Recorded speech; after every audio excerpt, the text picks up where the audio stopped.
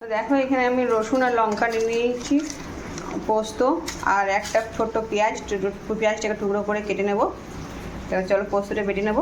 আলুটা ভালোভাবে সেদ্ধ হয়ে গেছে, ডাটাটাও সেদ্ধ হয়ে গেছে, নামিয়ে নেব। পোস্ত বাটা হয়ে গেল। তো চলো এবার রান্না করে তোমাদেরকে রেসিপিটা শেয়ার করি। দেখো এখানে আলু আর ডাটা নামিয়ে নিয়েছি, আর টমেটো কুচো করে নিলাম। আর এখানে 5 ফোড়ন নিয়ে নিচ্ছি, 5 ফোড়ন।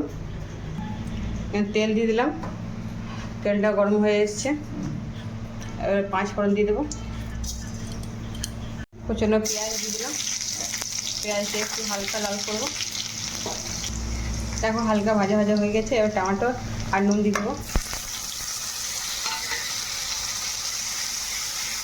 টমেটোটাকে গলিয়ে নেব। দেখো টমেটোটা গলে গেছে। এবার আমি সেদ্ধ করে রাখা আলু আর চালের ডাটা দিলাম, দিয়ে একটু ভেজে নেব। দেখো ভাজা ভাজা অনেকটা হয়ে এসছে। চলো পোস্ত দিয়ে দেবো, বেটে রাখা পোস্ত।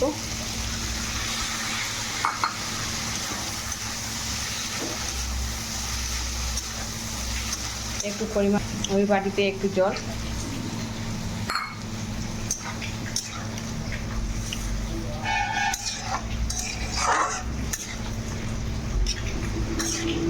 আমি তো প্রায় বানিয়ে থাকি ডাটা পোস্ত, ডাটা আলু পোস্ত খেতে খুব ভালো লাগে। তোমরা কে কে ডাটা আলু পোস্ত খেতে ভালোবাসো অবশ্যই কমেন্ট করে জানাবে। তো এদিকে আমি একটু ফুটিয়ে নিয়ে নামিয়ে নেব। ফুটে গেছে, এবার নামিয়ে নেব।